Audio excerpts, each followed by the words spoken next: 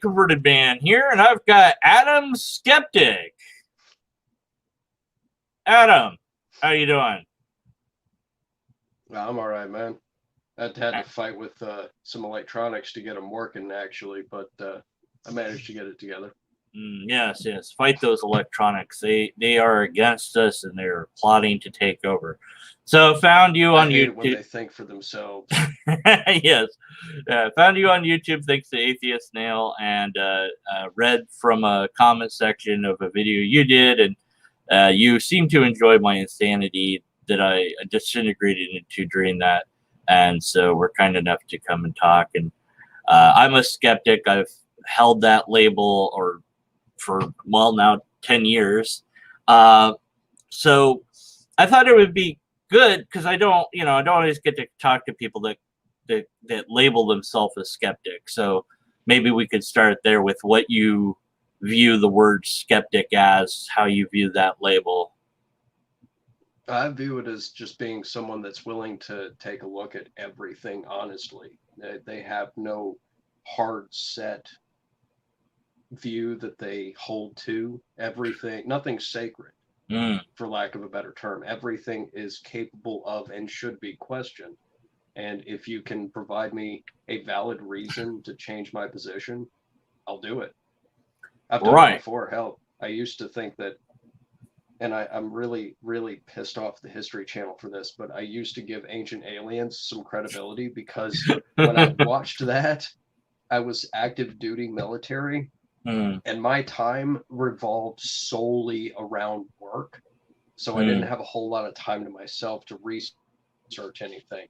But as soon as I did, and I realized how much absolute crazy bull was going on there, I was really, really pissed at the History Channel because, I figure history and discovery, somebody's got to vet this shit. Yeah. And apparently that didn't happen. Yeah, at some point the History Channel no longer showed any history, and just went completely downhill. And I think Discovery went downhill too. It's just needed. They're more about ratings now. Yeah, they needed the ratings. So I mean, MythBusters was good, but I look back on some of those episodes. I'm like, 80% of this is filler because it could just be here. They build the thing and then they test the thing, and the rest you don't need all the extra filler and stuff. That's all I really wanted to see. But but with it's interesting with the Ancient Aliens and all that because you bring up a point of not having time to do research, and I think that this is a lot of what the common person encounters is that they hear something or they watch something, and then they think, well, why would the TV lie to me? Why would the radio lie to me? Why would somebody on the internet lie to me? How could they, now surely they know more than I. Most of the time what I noticed was it wasn't that they were necessarily lying per se. It was just that the information they had was they didn't look into it very well. I mean, hell, they had who was it? I think they had.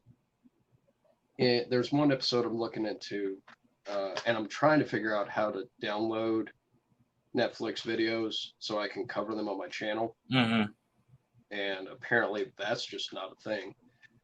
But there's one episode in particular, Origins of Man from season 3 of Ancient Aliens. It's been on my radar for a while that I want to cover because there was a couple of points in there, and I don't know Meyer. That's the guy, Stephen Meyer. I don't remember if he made it into that episode or not, but the weird hair dude that is like aliens. Yes. He mentioned a particular gene that I was wanting to talk about because he's completely clueless. As I came to find out, he's completely clueless. Yeah, it's kind of. Do you think he's the sort of person that just sort of believes his own BS, and is just kind of a useful idiot? that they found? Honestly, I think he's really invested in it at this Mm. point. I don't know for sure if he actually believes half the stuff that he. Good job, Mako. Good job. I don't know if he actually believes half the stuff that he talks about, Mm. but at the same time, he may not be aware of where he's wrong because from what I understand of the guy, I forget his name. I can't remember his name off the top of my head, but I don't know that he's actually accredited for a degree from any accredited institution on any of this stuff that would be relevant to what he's No. talking about.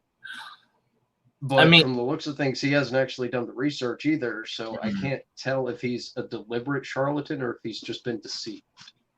yeah, I mean, it's It's hard to impossible. tell You with know, him. the Poe's law, as it's referred, where you just have no idea if the person's serious or not, and because like with the when I read off Zach's thing in my last live stream here we have Yeah. somebody that you would think, oh, they've got to be trolling me. They can't really believe this or think that this is how things work, right? Like, One would yeah, think.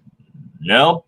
It's impossible to know because, like, no, there are people that believe some really weird stuff out there. Yeah. I, uh, I was one of them, and I'm yeah, not I was, afraid to admit that. yeah, I used to be a Christian at one point and deconverted from that, thus the name. What about you? Did you have a religion or a belief system of some sort? I Do you have a was deconversion story?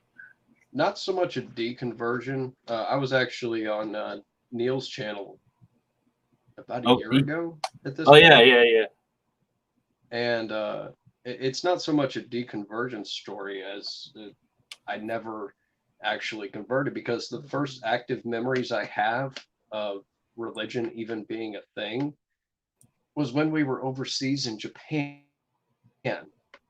Hmm. And you can't exactly find a Southern Baptist church off base in Japan. So I think what happened was they got out of the habit, my parents did, they got out of the habit of going to church. Hmm. And when they came back to the States later on, they never got back into the habit Hmm. until they split. And I didn't actually set foot inside a church until I was 8 years old. Hmm. And at that point, I'd hit the age of reason. And I was one of those kids that I had a big fascination with science. I knew the principles of, I could tell a kid how lift worked. I had zoo books out the ass. I had all kinds of educational materials geared for my age group. And it was encouraged that I embrace the sciences because my dad's job at the time was electronic in nature. Hmm. So he was part of that whole, hey, this is what you need to do to figure out how these things work, figure out how things actually work. And that's what I did. And Hmm. then I figured out you can't do that with religion because as soon as you start asking questions, people's fantasies kind of, they don't appreciate that. Yeah, yeah. Our Themin was it Simeon trees or however you actually say that word? I can't pronounce that YouTuber, but he had that whole series of how he and his brother realized that Santa wasn't real, and then they're this religion thing, and they think, well, obviously this is like a test from the adults that we Yeah. should say this is fake too, and we'll get this big reward. So they're like, okay, so they prepared their thing, and they say that, and everybody's just like, how dare you? It's Yeah. real. That's It's real. It's like, and of course we're headed up on Christmas, and that's that's of course, about what I got. I learned really quickly that you can't actually question the religion, mm-hmm, because the first, and I honestly feel sorry for the poor Sunday school teacher because the first story that they actually tried to sell me on was Noah's Ark. That didn't work yeah, because yeah, I had a stack of zoo books like this damn tall, and I knew um, that these animals ate a lot of food, and I knew that they couldn't survive without it. So my questions were immediately met with it was really weird. This woman literally looked at me and tilted her head like a cocker spaniel that's heard a weird noise. Right. And so did the other kids. The other kids in the Sunday school class, they looked at me and looked at her like, we never asked this. We never even considered this. What? Right. I And think that, yeah. It's really scary once you're an outsider to that, to see how quickly critical thinking gets shut down. I remember horrified me. I was scared out of my mind because I realized really quick at a very young age that the adults in my life that I was supposed to trust, that I had counted on to provide me with actual factual information, or at least point me in the right direction, were believing things that were evidently not true. Because if I could pick it apart at 8 years old, they had no excuse. Right. So I had to play the game. I had to go through the motions, hoping that they just stayed off my ass about it. Because I didn't believe any of this crap, and I wasn't going to believe any of this crap unless somebody gave me a reason to believe it. And just telling me to have faith or that God did it, that wasn't going to cut it. That wasn't the way that I'd been raised. And it's funny, my Southern Baptist parents can be directly blamed for my being an atheist because they encouraged my exploration of the sciences and how things actually work. Yeah, you got kind of lucky there because, you know, it could have gone the other way where, you know. I guess they figured that I'd fall in line. But with the interest that I had in the sciences, it wouldn't have lasted long. I mean, I'd have believed for a little bit, but it wouldn't have lasted. Not with my fascination with science. I would have been like, okay, this doesn't track. Right. That's a problem. Exactly. I remember I was attending a Sunday school right as I was beginning to start to question and be a little bit skeptical and transition and whatnot. And one of the kids was like, well, why doesn't God talk to us anymore? And then he answered his own question. He's like, oh, well, I guess because God talked back then, right? And then like he shut himself down, and I'm like, well, that's a good question. Yeah. We should, you know, and we should answer that question. And like, but I was like, yeah. At the time, I was just like, I didn't want to cause problems. Now I would have done it. I would have. Oh yeah. But, I mean, I wound up having to go through. Like I said, I wound up having to go through the motions of just basically keeping my mouth shut and just letting this stuff just go, because I learned within the first couple of Sundays that asking questions was not a good thing. So whenever it came time for me to, you know, whenever Sunday school came around, I just put up with it until I got to the age where I could, you know, say, no, I'm not going to go. And at that point, earphones. And at that point, it was, you know, it was just, I just stopped going. As soon as I was able to, I stopped going until I got into the military, actually. At which point I did go to church again, but it wasn't because I wanted to go worship or anything like that. It was a way to get away from the drill instructors for a little while. I was on my own program for like, I went to church and then I would go to the Bible study afterwards, and I was on my own program, just me walking around Paris Island, going wherever I was supposed to go, just me and myself, just a little time away from the drill instructors to decompress. Right. Yeah. As long as they didn't fall asleep during the Bible study, I was good. Yeah. I remember I was once upon a time I was in the Navy in boot camp, and they had like this little extra room for if you weren't Pentecost or Protestant, or you weren't Catholic. We've got this little tiny room. My dad actually ended his career in the Navy. Yeah, so He retired. They didn't really have accommodations for much of anything else. But they do have Wiccan and chaplains. They're very rare, and they have some other religion chaplains. And I believe I read at some point that an atheist had attempted to become a chaplain, and that there was some legal huzzbuzz about that. Yeah, the chaplain corps.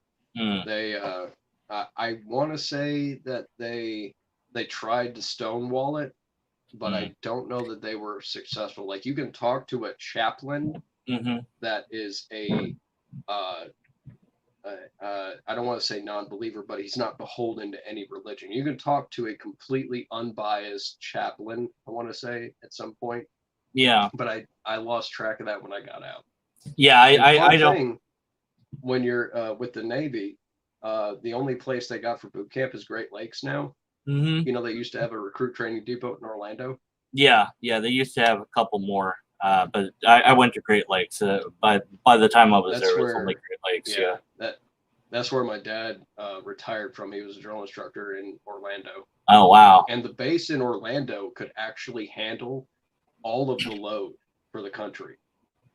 But Hmm. it was on the chopping block after the end of Hmm. Desert Storm, Desert Shield. They were going Yeah, down, yeah. I and think. so they exited that base, and that was a cool base too.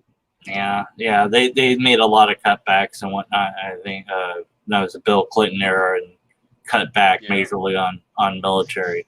Um, yeah, I mean, I think that it's I get it to some extent that you have to, especially in the military, you have to have that space to go and decompress Oh and yeah. um, I it's actually had a Wiccan in my platoon, actually. yeah, they did have a Wiccan chaplain apparently, but like I said, it's very rare. Like the chaplain was supposed to like make sure you had a space and your materials for your whatever that you wanted. That's what I had heard. At any rate, I never tested it or needed to because I was like, well, I'm I one of did the, visit I did visit a chaplain a couple of times when I was active still on Pendleton, mm, and on the boat because at some point, you just get tired of all bull. And the one time that I went to go see a chaplain on the boat, I'm like, look, I gotta go vent. I gotta talk to somebody, or I'm gonna straight mhm. choke one of these guys till I go see the chaplain. Yeah, right, right. So you And I got went like up to yeah, Steve, and I went up to see the chaplain. And the chaplain that I forget his name, but he was a pretty cool guy. And they're all yeah, officers. To yeah, my yeah, they're all yeah. They officers. But he was pretty chill. He didn't try to push anything on me. He's just like, all right, what you got going on? And right, yeah. I just Many of them, vented. many of them are that way. In my Yeah. experience, that seemed to be true. That they're, it's really hard to become a chaplain. It's a Well, whole different sort of recruiting process and yeah, I training think that the they get. reason I think the reason is that even in the chaplain corps, they don't just deal with Christians. No, They yeah, they have understand to. that Yeah, they could be talking to a guy that's from Jewish background, and they're the only chaplain available. So yeah, they have to be open right. to everything else, including someone like me. Yeah, Oh, exactly. And their job is kind of like to also to protect people from religious persecution that might happen in the unit and trash can. things like this. So, Ashtray. but yeah, I was gonna say yeah, it's coming up on Christmas, and we sometimes we skeptics love to do the comparison between God and Santa, and we got a guy talking about Santa in chat, and so Um, that came to mind. that's when Santa was pretty. Forget. I think he was an adaptation of Odin, because Odin had this habit of going around in Norse mythology and testing people for like Hmm. basic hospitality. And there was one story that I really liked where this kid and his brother were shipwrecked on an island that him and his wife, Odin and his wife, were on at the time. And Odin, uh, being the warrior that he was in mythology, he taught this one kid, how to fight, how to hunt, all this other stuff. but his wife taught the younger one a whole lot of wisdom, taught him how to think, taught him how to really look at situations and go from there. And then they sent them both on their way when weather permitted and they could get back. And it turns out that Odin went to visit this kingdom a little while later. He often did that in disguise, where he disguised himself as like this poor old beggar. And when he got to the kingdom, he walked in expecting to be shown, the hospitality accorded to a guest. And he wasn't.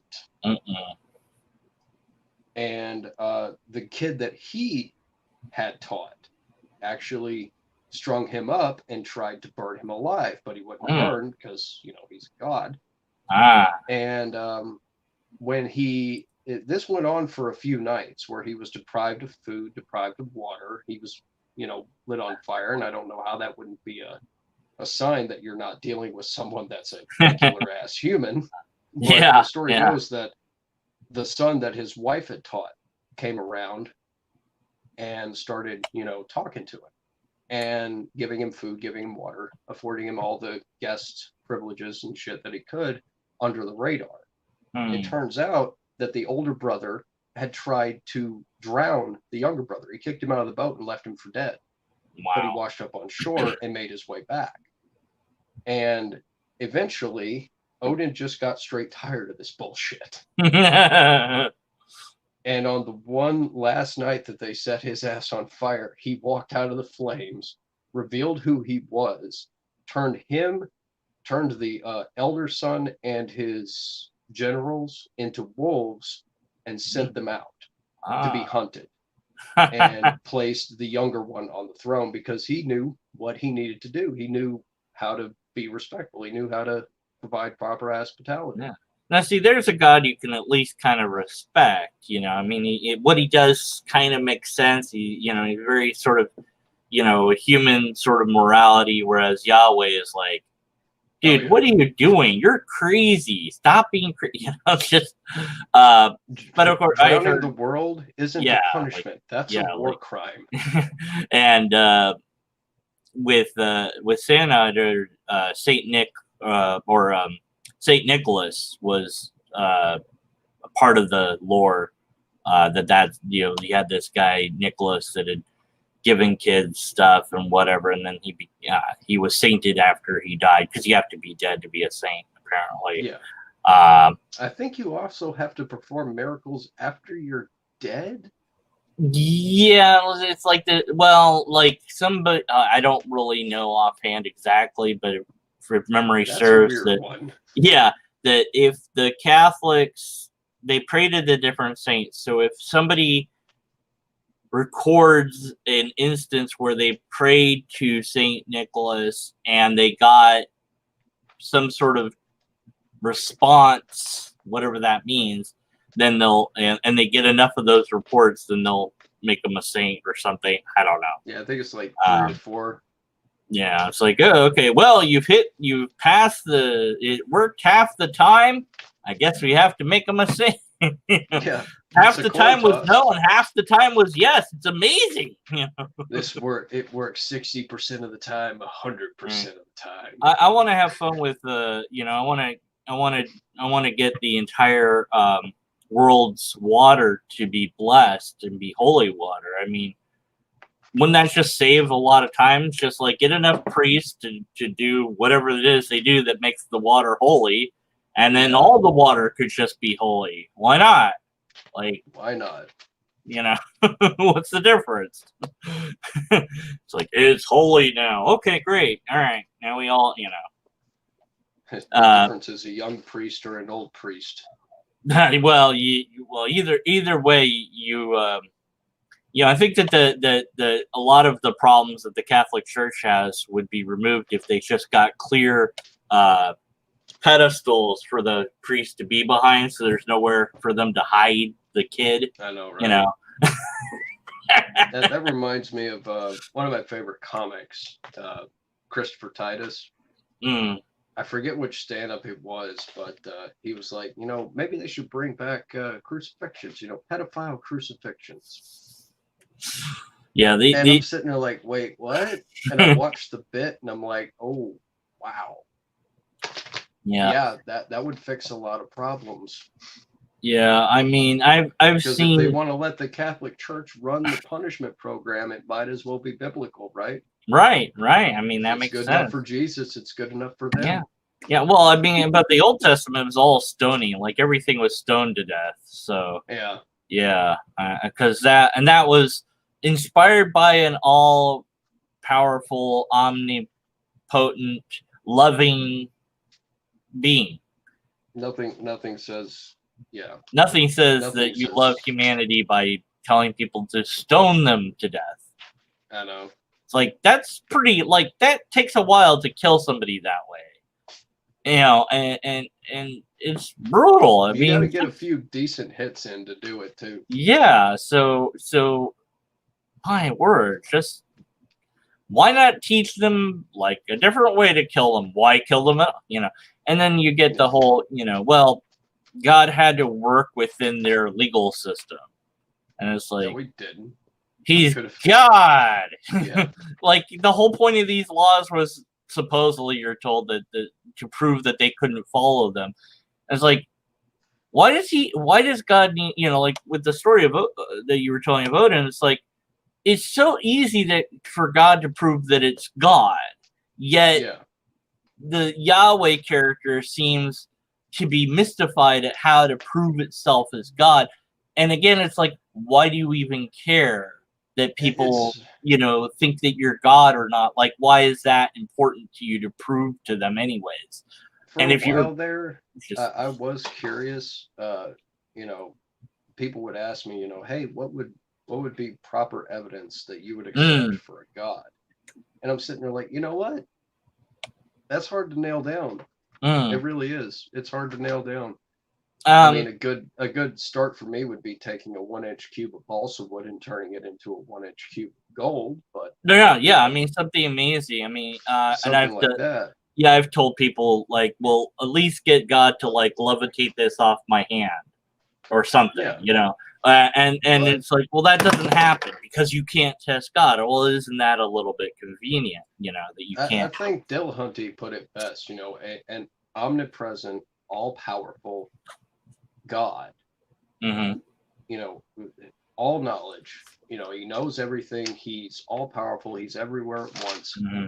Would be able to not only provide the evidence that I would need, but would know what evidence I would expect and be able to provide that without any issue at all. It would take him literally no time and no energy off his hands whatsoever. Right. I had to turn off my cam. People have decided to become bears behind me, and don't need anyone seeing that stuff. All right. Hopefully, I can edit that out of the live stream. Uh, nobody but me saw it. Maybe, hopefully. But yeah, that people, and of course, we have to. I always say this to myself and to others that view my stuff is like, I can't. I too can, because I'm still human, can get caught up in the beliefs of something.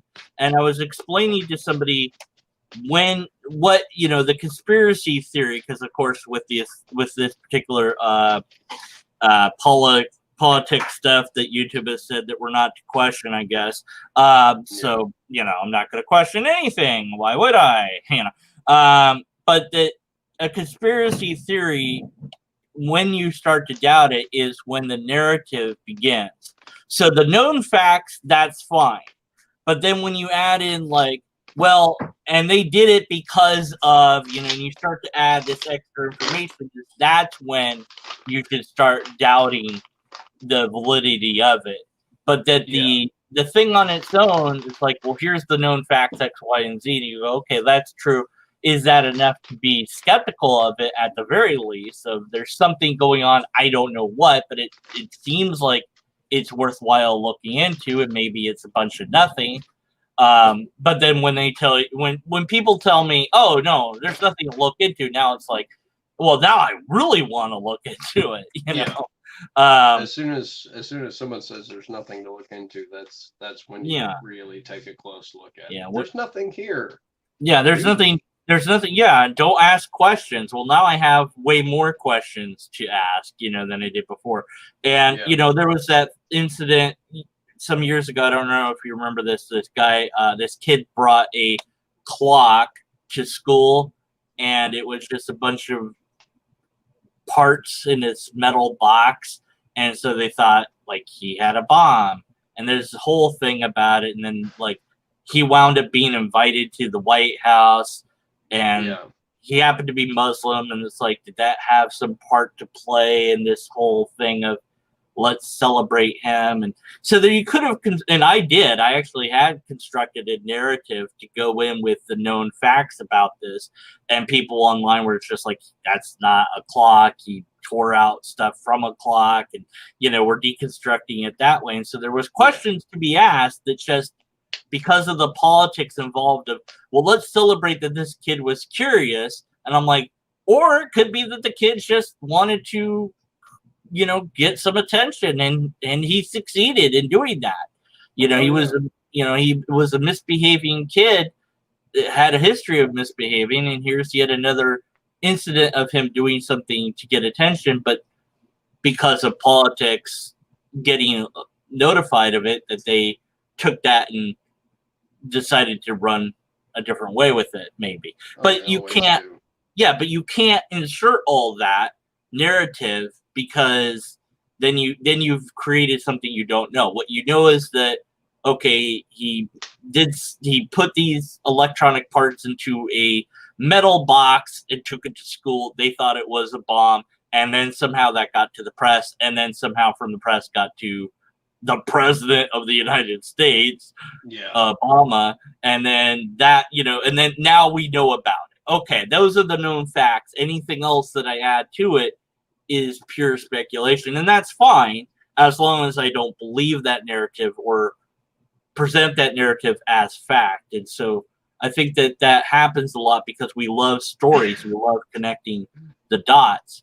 We're pattern recognition creatures. Every time that there seems to be a perceived pattern, we're going to find some way, if we're not careful, to link everything together to where this goes to here, that goes to there, it all loops around, and it's all connected, man.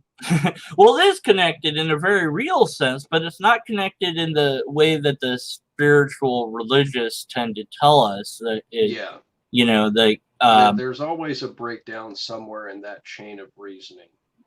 Yeah. It's just, from conspiracy theorists to creationists, young earth creationists in particular that I deal with on damn near a daily basis. There's always a breakdown somewhere in their reasoning process. They either got to look into this thing, or they're employing some sort of fallacious argument here. They're expecting me to just take them at their word on this one point, and it's supposed to flow out into the rest of their points. I'm sitting there like, no. That's not the way this works. Have you perchance encountered the situation where you are opposed to an atheist, that they have said something or typed something that you have to be skeptical of as a skeptic, and that has caused some sort of conflict? I'm sure there's something out there like that, but to my knowledge, off the top of my head, no, I haven't really run into anything like that. Okay, you've been lucky. I tend to stay away. Yeah. I'll debate theology. Yeah, but, I don't like debating theology because it's so nebulous and can go so many different directions. Because we've got literally hundreds of splintered denominations of Christianity alone. So I don't really like debating theology. I stick with science and what we can actually show. But I haven't, to my knowledge, run into anything from another atheist that I just abhorrently, just straight up disagree with right there and then. There are a couple of things that I've run across where I'm like, that seems a little bit far-fetched, and I look into it, but nothing that would just me answer, no, that's just blatantly not right. I've run. I ran into a little bit of that because I talked a bit of politics and tried to inject some logic into it. And oh God, politics. yeah, that was people more than religion. Yeah, it is, and it's interesting. I think that for many, this has become kind of the replacement for religion, like the hole, if you will, that religion fills is now being filled by many. Well, I don't know how many. I don't have any data on this, but I think it the seems real like it feels like it at any rate. Yeah, it's really divisive, and I think the real issue is that not everybody, but a vast majority of people you'll talk to about politics, they're voting or making their determinations solely based on party lines. Right. And it because of that, we now have an extremely divisive two-party system. Yeah. Something I'm going to cover briefly in a video that's coming out on Monday that I'm going to be releasing. I think it's an illusionary thing anyways. This us versus them mentality needs to go away, because the left isn't the left anymore and the right isn't the right anymore. And they've just kind of blended together.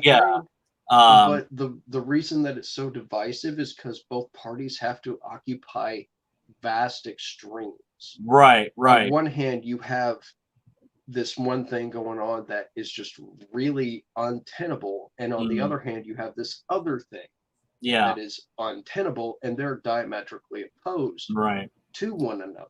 No one's willing to come closer together and reach across the the lack of nuance of being able to talk about it in a civil way without, having a sign in the street and be like, listen to me, look at me, I'm protesting. I'm like, okay, you got your hashtag, okay, let's sit down and talk and figure out like what we could actually do to fix anything, rather than just make demands or whatever. I don't know. At this point, reaching across the aisle, the political aisle, to try to gain support from your opponents is effectively committing political suicide. Right. And it shouldn't be, but of course, neither of us are politicians, so we can't do anything about it. But it's good. But I like that because I want to find something that challenges me at some level, because it's like, well, what do I have up here that I need to question, or what could come into my brain? It's like the example that I give in the video that's releasing on Monday. The guy that I'm covering, we're both military supporters. I was actually in the military. He wanted to be a pilot, but there was some test that didn't quite pan out for him. But we're both supportive of the military. We're both supportive of, say, for example, the Second Amendment, but we're not going to start that conversation diametrically opposed. I'm not going to look at this guy and say, hey, we need to outlaw all firearms. Right. Yeah. And I'm sure that he's not batshit crazy enough to look at me and go, I think I should own any firearm completely unrestricted without any repercussions whatsoever. Yeah, I mean, we're all in a middle ground. Why can't I have a nuclear bomb? I mean, come on, I've got to. Most of us are in a middle ground where we can agree on certain issues, and through that, hey, if he wants to have certain firearms, I'm going to require him to pass a very in-depth background check. Yeah, make your argument one way or the other. I'm going to require him to get properly licensed. I'm going to require him to have a competency course. I'm going to require him to have some range time. I'm going to require him to be proficient with that weapon. I'm also going to require him to be in a situation where he can secure that weapon to prevent unauthorized access or theft as much as can be reasonably expected. I'm not going to just let him go, hey, I want to buy this whatever 6-pound cannon and just have no documentation whatsoever. And there's some give and take. Yeah, they're so cheap. I mean, handguns like $300, $400 or whatever. That's so cheap in a way. It's like, wow, and it's not, well, you need the training to be able to do it, because I was watching this thing. This guy went and held up members of the school committee, and he was holding the gun like this, and he shot right at the guy, but he hit the wall. Yeah. And so they were all lucky that he didn't know how to shoot, in that sense. I think somebody got one in the arm, or they did get, some shrapnel or whatnot. Usually when you miss, from being a coach on the pistol range, when you miss, one of two things is happening. Either the way that you're holding the weapon is wrong 9 times out of 10, or if you're aiming at an actual person, which has happened a lot, from civilians and police and military all across the board, they'll actually shoot at somebody, and even with all that training that they get, they still miss, because the idea of putting a round in a body, an actual physical person, is just something that they can't come to terms with in that moment, and they will unconsciously throw that shot to the side. And that's also why you get like police and civilians and military that empty entire magazines and hit nothing but air. Yeah, because they can't come to terms mentally with and then there's those incidents I saw, like I got to the rabbit hole of the police videos or whatever, and this one guy that was approaching with a knife, and they said stop. They hit him with the taser, didn't do anything. Shot him, nothing. Shot him again, nothing. And he like shot him like 5, 6, 7 times, and he's still coming. It's like, run! That's because they're using that's because they're using 9. They're using 9mm. There are very specific rounds that you're allowed to use in law enforcement and military. You use 9mm ball. The problem with 9mm ball is it doesn't actually have a whole lot of stopping power. It hasn't, on a regular person that's not expecting it. It does have stopping power, but for someone that's hopped up on adrenaline, someone that's hopped up on anything that alters their brain chemistry to a sufficient point where they are not registering the damage, they are going to keep coming, and that's a problem. You can fix that a little bit with hollow. If you shoot somebody with hollow point and the round expands, all that force is going into a much larger area much quicker. So you get that stopping power, that pound to the chest, so to speak, that you can't get with ball ammunition that will just punch through. You get an expansion, you get that force dispersed across a greater area. And actually, doctors prefer to work on gunshot victims with fewer holes in them. Because there are fewer holes to plug. Exactly. That's why, as bad as it sounds, hollow point ammunition is actually a little better in 9mm, because you get that shock value.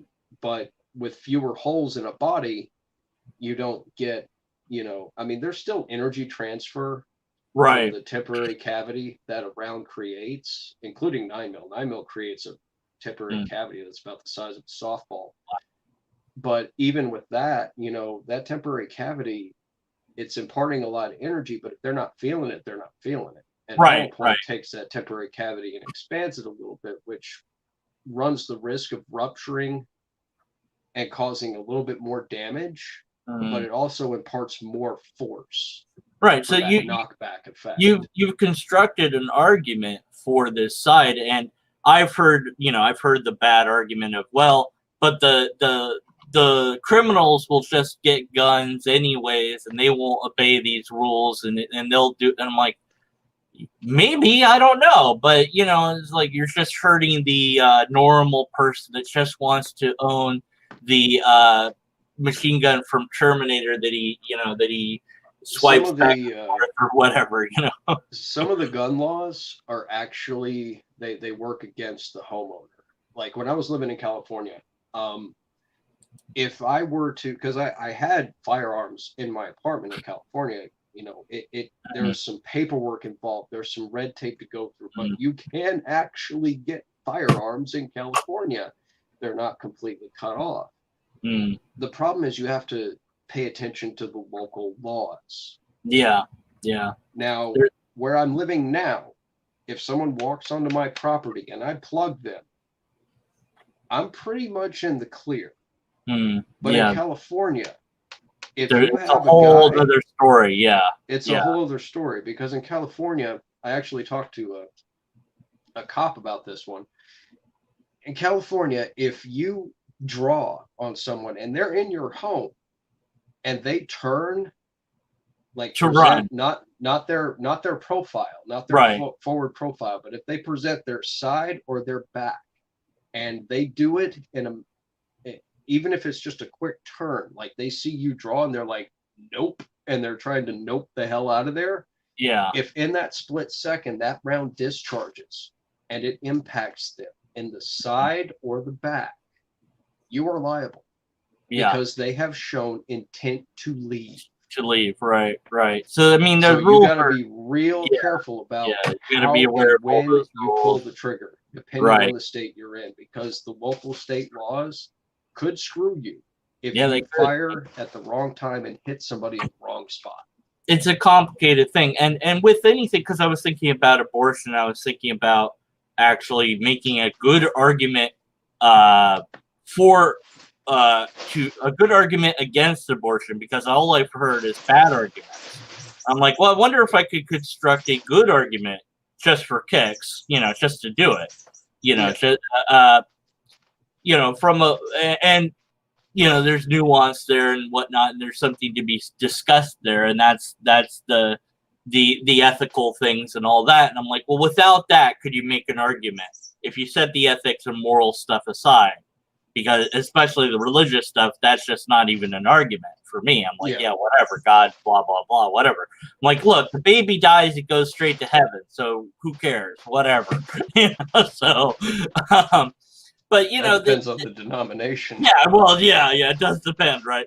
But if we can take whatever it is that we believe or whatever it is that we really enjoy or are passionate about, and ask those critical questions, ask those skeptical questions of it, both onto ourselves, and let others do it, then we're not going to have a belief that we're not willing to challenge. And that's a good thing, because if you have some belief you're unwilling to challenge, then that's the one that's going to, you know, who knows what it's going to do, but it potentially could be that, well, I'm not going to let this go, and I'm not going to let mine go, and now we have to fight over it, you know. And that's you wind up talking past each other instead of addressing the main issue. Yeah, I mean, you know, and so when you add on to that the God claims, it's like, well, my God says we're not to wear hats on Sunday. My God says we have to wear hats on Sunday. Well, I guess we're going to have to kill each other, because, you know, there can be only one. Obviously, we can be, obviously, we're in a Highlander situation. Right, yeah, they're going to, right, exactly. And how dare your hat God, you know, tell you to do that. That's, you know, and so you get that with, and I've seen that with Christians where, you know, they'll be like, well, I just saw a thing lately, how do we witness to LGBT? And I'm like, how about you just tell them that they're not actually in the Bible, because they're not actually in the Bible? That could be a start, instead of pretending that homosexuality is condemned, you know? But, you know, that might be a start. But it's interesting that they're trying to find ways to preach to the gays. We gotta convince those gays to come to church, those dirty sinners. And it's like, well, isn't everybody a sinner though? Like, so maybe don't lead with that. But that's not the best way to. It's hilarious, because they don't even know their own religion, or they don't even know their own holy scripture. They don't know the origin or how it became what it is. and they don't want to talk about it. They don't want to learn about it. I'm like, homosexuality is not even in the Bible, right? And they're like, no, of course it is. I'm like, no, it's not.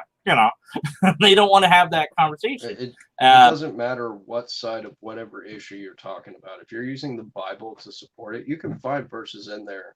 Yeah. Oh, yeah. Be able to use. You Yeah. have slavery and anti-slavery. Right. You have anti-gay and supporting.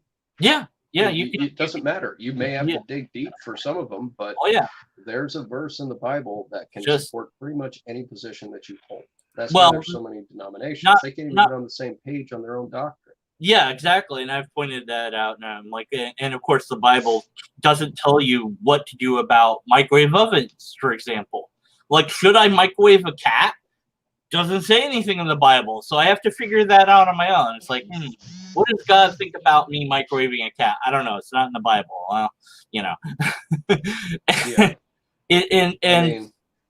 The snake handling guys that are out yeah, exactly.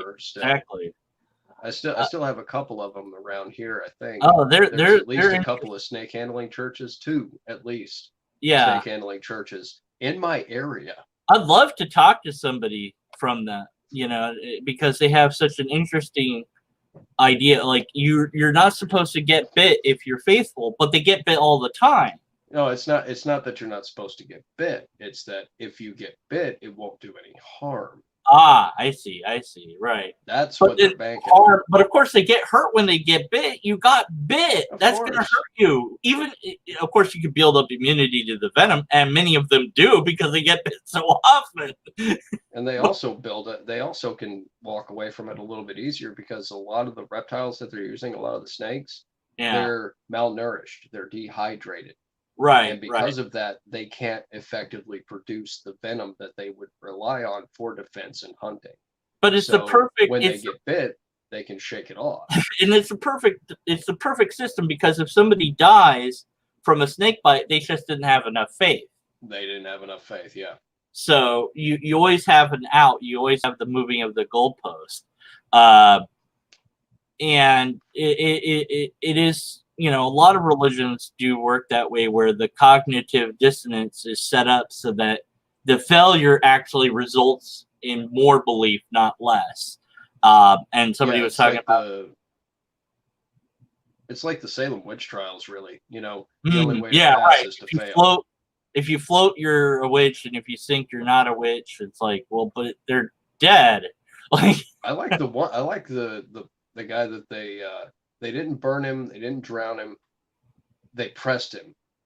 Putman, I think was his name. That guy had the biggest stones of the entire population because he knew that according to the law back then, if you didn't plead, they couldn't bring a case against you. You had to plead either guilty or not guilty. If you didn't plead, they could try to force you to plead one way or another. But if you did plead, and you lost your property at the time, the way the law worked, the property went to the church. So knowing that, he refused to give a plea. And when he just kept telling them more weight, he had the biggest stones. They actually pressed his ass twice. They ran out of stones. Wow. They had to pull the stones off of him, give him a breather, which did more damage than anything else, really. They gave him a chance to get some water, and then they pressed his ass again, but he never gave a confession. He never gave a plea, or he didn't plea one way or the other. So when he died, his estate went to his family. Very, very smart. The church had no legal claim to it at all. He found a way to beat the system. That's oh, yeah. Yeah. We get into this where there's a motive for the church to do this, and then the madness of the people don't see that motive. They don't see that manipulation. And even those at the highest point might not see it, which is, it's like, come on, you got to know that this is a scam at this point. And I said, know that something's wrong. Yeah, like I said, for example, like Ken Ham, I'm in the fucking guy. Yeah, that guy. Hovind is the other one I was trying to think of. So here's a couple of nitwits who if they were to switch to our side, so to speak, that would be huge news. Oh yeah. And so I wonder, just as a curiosity, if somebody offered them enough money, would they do it? And if they said, look, from here on out, we're going to pay you X amount for life if you switch to our side. If they would, like take the offer and you catch them on tape and, and then like, yeah, it's but I doubt it. I don't know. I really do. I'd love to, test it to see if they would or wouldn't, but There because was actually a show, Brain Games, a while back, did an episode on beliefs, and this guy was in the Middle East, and he's like, "Hey, I'll give you X amount of money if you say that whatever is red is yellow, or if you say that this is that, knowing that it's not true." And then he offered them the big ticket. He's like, and he kept shelling out money. He's right. like, "I'll give you X amount to say you're an atheist for a day." Oh, well, you're gonna get killed. They wouldn't do it. Right. Okay, yeah, there's I'll no offer amount you of this money. much. Yeah, there's no amount of money because they This might much, get killed. This much. Right. You're No. I mean, even here in the States, I ran that after I saw that episode. I ran it on a guy I knew. I'm like, hey, all right, so I'll offer you, just as a hypothetical, because I didn't have the money on hand. Yeah, right, exactly. Yeah. I ran him through the experiment. Hey, say if I were to offer you $20 to say that whatever is red is yellow, whatever. Right, right. And I ran him through a few scenarios. Like, hey, would you take it? He was like, yeah. And then I said, okay, I'll offer you $150 to say you're an atheist for a day. Yeah. Nope. Like, yeah, right. Nope. Not even for one day. Right, right. Not even for one day would he do. There is the question, that of, well, does every man have his price? And it's like, well, I don't know. I'd like to think that my duty is to the truth, but I haven't actually been pressed on it yet. Yeah. I'd rather it be a positive test than a negative one, but you don't know until you're there. You don't know until that situation arises what you would actually do. You only know what you would want to do. And so there is that difference in ethics. And I'm pretty sure if I had the money right there to give him, he would have thought about it for a second, but I'm pretty sure he still would have said no. There's a temptation of some sort. You say, well, I think I saw a video of them in during the war. These soldiers had been told to kill dogs that come onto the base because they're wild dogs, but instead they would capture them, and then they would take them to this cliff and hold them by their tail and throw them off into the cliff, off the side of the cliff, and watch them fall down and laugh about it. And you think, well, why would they do this? What possessed them not only to do this, but to record themselves doing this? Oh yeah. How did they get to there? And people, and then of course the one with the surface where they were mistreating the prisoners and things like this, and they took pictures, and it's like, why did you guys take pictures of it? And because they're not thinking. They've been disconnected from reality as we understand it for so long that to find something entertaining has to be something macabre, and then you don't think of it as that. So that's the thing, is that you get to this point where you stop thinking that this is wrong, and you stop questioning it, and you don't make that pause and say, I think I'm out of here. This is not okay. And that's where the sort of training, if you will, of to be a skeptic comes in, where just tell me what. That's really loud. Yeah. Where we have to teach ourselves and others how to have that mindset of doubt myself to some extent, that I'm able to say, hey, wait a minute, the key is to understand that yes, you may know a subject very well, Mm. I specialize in aviation. I specialize in electronics. I understand enough of biology to teach it to an extent. I understand enough about several subjects to teach it effectively. Mm. But I understand that I'm also limited and that I could be wrong in, I could be completely wrong on a topic, or I could be wrong on, one little thing, but that's still an error that I need to acknowledge and be able to correct. Right. And it's okay to be wrong because Oh, we yeah. learned something. I think a lot of people have gotten this kind of thing in their head. It's like it's bad to be wrong, so they don't want to be wrong. Or People I've have gotten afraid of the explanation of, well, not the explanation, but the answer of, I don't know. Yeah, that's it. I was going to say the uncertainty. I've seen that many times, especially from believers. I've seen it from non-believers too, but that there's this fear of uncertainty. It's like, well, I don't know. You can't say that. There has to be an answer. I'm like, Yeah. well, there might We be an don't- answer, but there might be. What if there isn't an answer? What if there is no answer? What if that's the case? Why would that be so bad? Like, but it's like, it's like, well, for me, if I look at something and I say I don't know, Oh, I'm sorry. that's just a thing for me to look closer at. right, exactly. It's not a world-ending thing.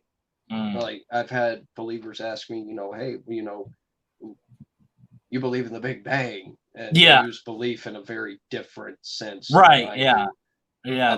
I understand it. To an extent, I accept it as the explanation of the universe we have today. And they're like, "Where did that come from? What caused the Big Bang?" I'm like, "I don't know. No idea. Don't even know I if there no idea. was a cause. I don't. I have absolutely no idea what caused the Big Bang. And to be perfectly honest, if I don't know, he doesn't either. Right. Because if he's gonna put forth a supernatural explanation for it, okay, cool. Right. But you might as well test for that. You could As you give me a way to test for that, we can talk. But until then, it's just your opinion.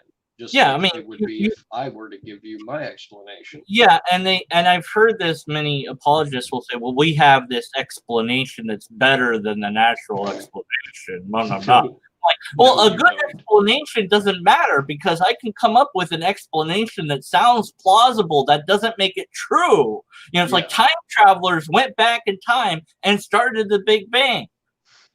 And you might say, well, but that sounds ridiculous. So what? It's an explanation. It explains it. There's a series of videos that me and a buddy of mine are going to be working on, educating Hoban. And the videos are focused on his. I don't know if you've seen him. He did a tour of his science center, where he goes through the 6 days of creation and then Noah's flood. Yeah, that's all the quotes in the universe. Very loosely. Yeah. And one of the recurring themes in that entire series of videos that he did is you get the feeling that the tour is best given by someone that says, "Hey kids, check out this cool thing over here." Yeah. And they look at it and there's no explanation. And one of the first ones that he does, one of the first, not him, his main squeeze, Cindy. One of the first things that she does throughout this tour, and she has about as much knowledge as Hovind, because he's obviously the one that's influenced her greatly. Right. But they run light from an incandescent bulb and a fluorescent bulb through a DIY prism setup to see what would happen. And the two different light bulbs give off two different spectroscopies. And they're like, okay, look, what colors do you see? Incandescent bulb, you get the regular rainbow. Fluorescent bulb, you get a lot of weird shit. You get some reds, you get some golds, some silvers, some dark spots in the spectroscopy. And, after that, she doesn't give an explanation as to why that happened. So I have to go behind her, being my buddy. We have to go behind her in this video and explain why this happened. Yeah, I mean, that's interesting. It's like, look at this. This is cool. Like, yeah. And like, how does it work? And we have to go through an explanation of why that happened the way it did.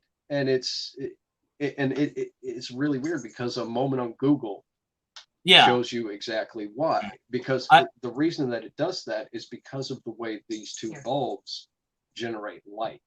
An incandescent bulb runs energy through a filament.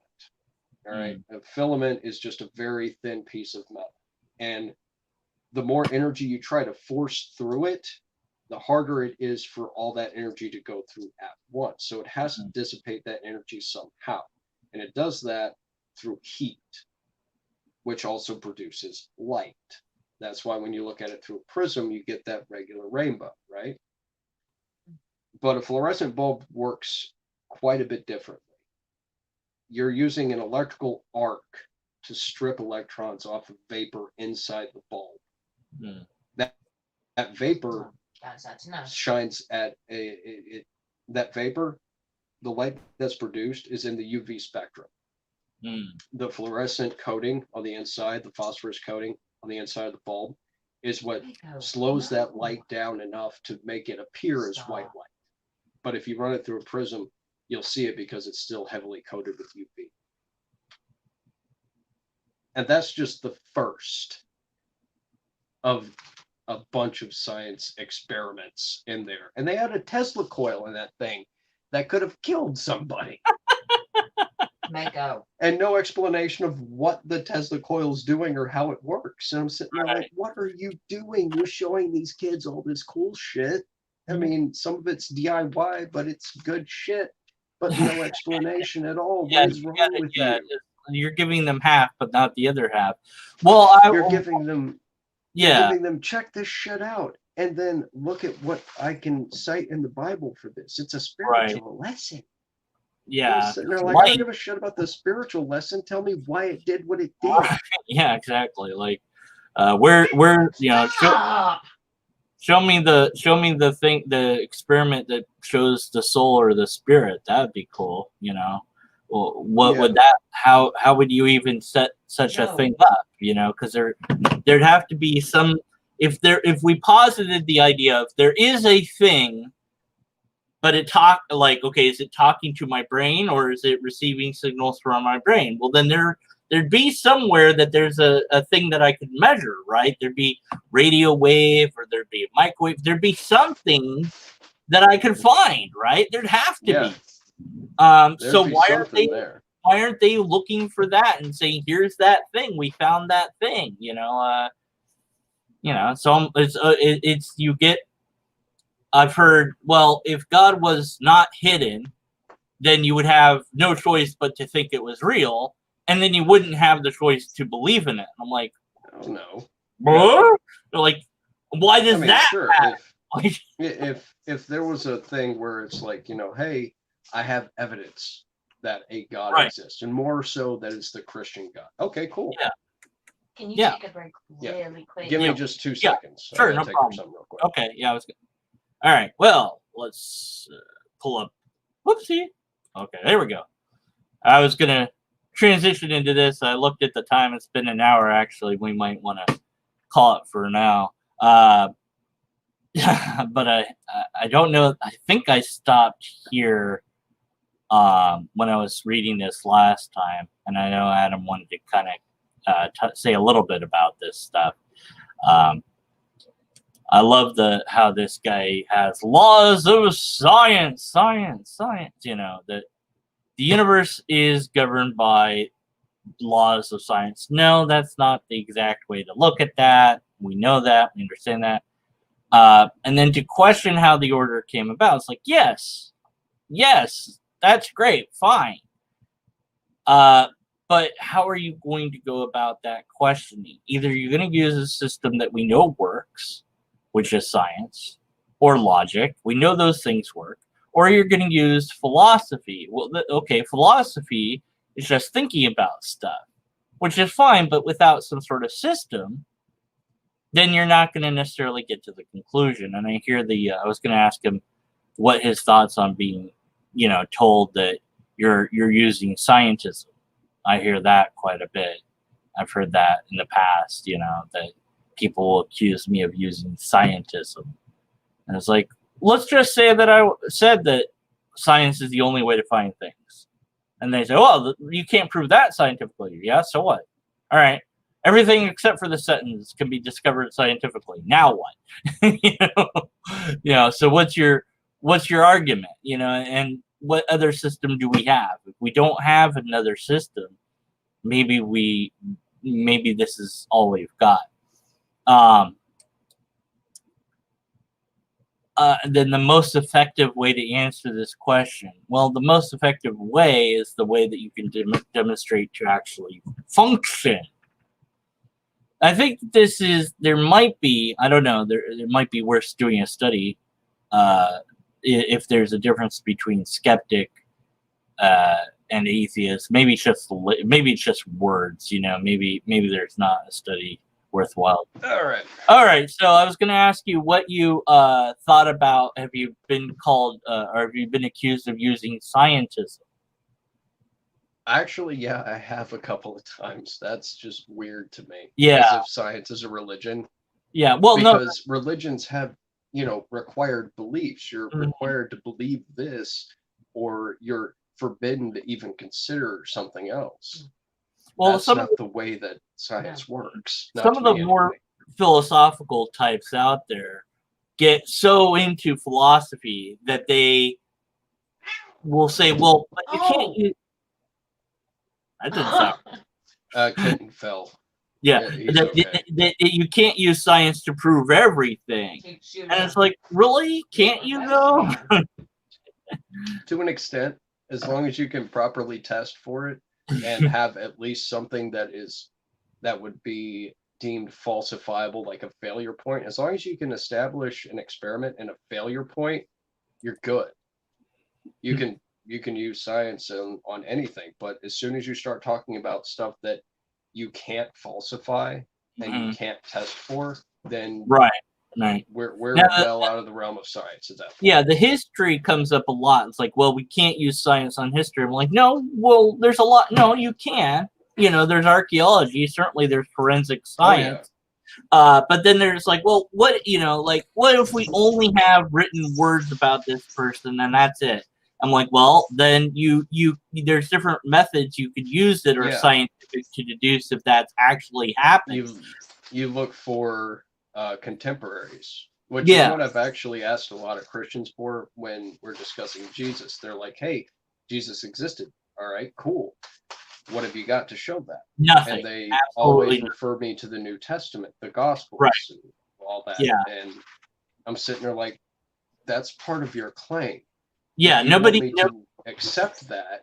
You need to provide something contemporary to go along with it. The silence there is quite amazing. That nobody that wrote on at all. There was political commentators that could have commented. There was religious people that would have commented. There was historians that would. Nobody before, during, or immediately after his death said a word about him until nothing. Some years later. The next very loose reference we get is 60 or 70 years removed from the event. Yeah, I think.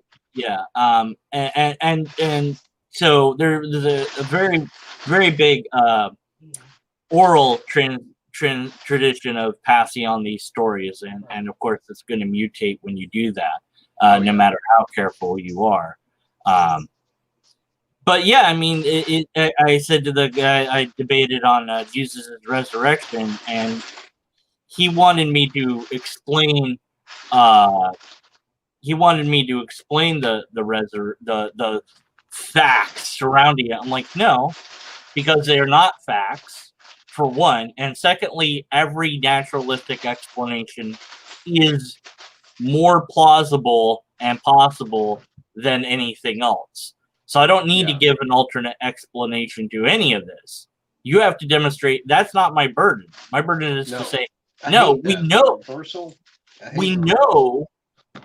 that we've never seen somebody come back from life in this sort of case. Now, we have some medical things where people have come back to life of being flatline, and things like this. So there are cases of people that we thought were dead, but turned out not to be dead.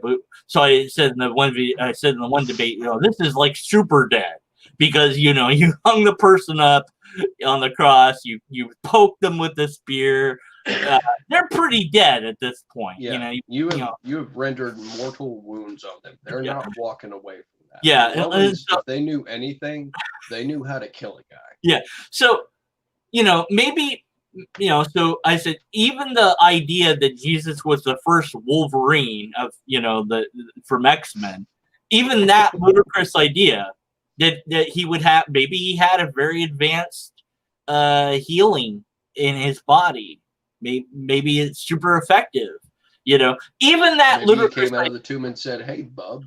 Yeah. Well, why not? And well, it would, at least you have a naturalistic explanation, although granted it's flimsy and out there. But I'm like, even that's more likely than he just came back to life because reason, but at any rate, so it's been an hour.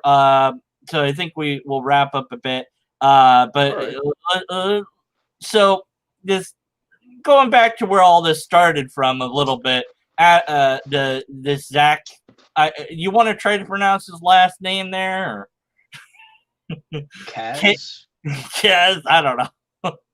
So he says this thing is that the universe is governed by the laws of science, and how wrong that statement is just on its own. It's like, no, the laws of science don't govern the universe. No. That's like not even backwards. The universe does its thing. Yeah. The laws, that's just completely backwards. The universe does its thing. The laws of science are just things that we've established work under a given set of conditions. And that's what we use to describe to other people what's going on. That's it. Yeah. You live in Kitten Falls, Doc. Yeah. But yeah, well, I'd love to keep going, but it has been an hour, so I'll let you go. It looks like you might be getting hungry there, and there's cats exploding. I'm always hungry. What else is going on? This is nothing new. I'm always hungry. But I do thank you for your time. I certainly hope to appear on your channel at some point if you want to have me. And I've got another skeptic guy that I'd love to bring on, Skeptic Skeleton. He's very tiny channel. He needs more exposure. I've been around. I'm limited in being able to bring people on, as in I can't do it because I literally don't have the proper setup. Oh, okay. I mean, well, I'm doing this. I'm doing this on my phone right now. Oh, okay. This phone is the only link that I have to internet. I'm a quarter mile away from hardline internet. You're that rural, huh? Oh yeah. Yeah. Okay. Well, we'll figure out something. But at any rate, thank you for this. I've got your YouTube link. But any other links you want to throw out there, promote anything you got out there that you want to show? In my videos, I've got links to my Twitter profile, my Patreon, and my Discord. Those are the only ones that I ever try to plug. You can find the links to those in any of my videos. If you see one that from one of my earlier videos that I haven't got around to adjusting yet, you might see a Facebook thing there. Ignore that because that doesn't exist anymore because they got pissy when I didn't use my actual name. How dare you? Twitter, Patreon, and Discord, those are the 3 places you can find me at. Okay, sounds good. I appreciate your time and energy. This has been fun. We bounced around. I don't know if we got anyone to think about anything, but hopefully we did. I don't know. I enjoyed it regardless. So screw the people that watch. I don't care. You hear me, people? I know you're not going to comment anyway. You're not going to comment anyway. I'm okay now. What was the thing that I said that you did that you don't do, but now you're going to because I said it was going to be a thing? What was that again? Plug you in the follow-up to when we discuss these comments because this guy, the Zach dude, is giving me all kinds of ammunition for later. Yeah, so. but I thought we were gonna do this at the end because I kept doing that and I kept insisting that. There you go. He's got. Wow, that was interesting. That was like some Star Chewbacca. Wars thing. Yeah. Okay, so you win. I'm not worthy. Okay, we're done. Your Thank cat you. is looking at you like Now you we'll lost your end. mind. We'll end with that. Freaking her out. Stop. It's scaring his cats. Okay. All right. Thanks everybody for watching. Be sure to subscribe to Atom Skeptic, and we'll catch you next lobster. Okay, I'm gonna hit the button.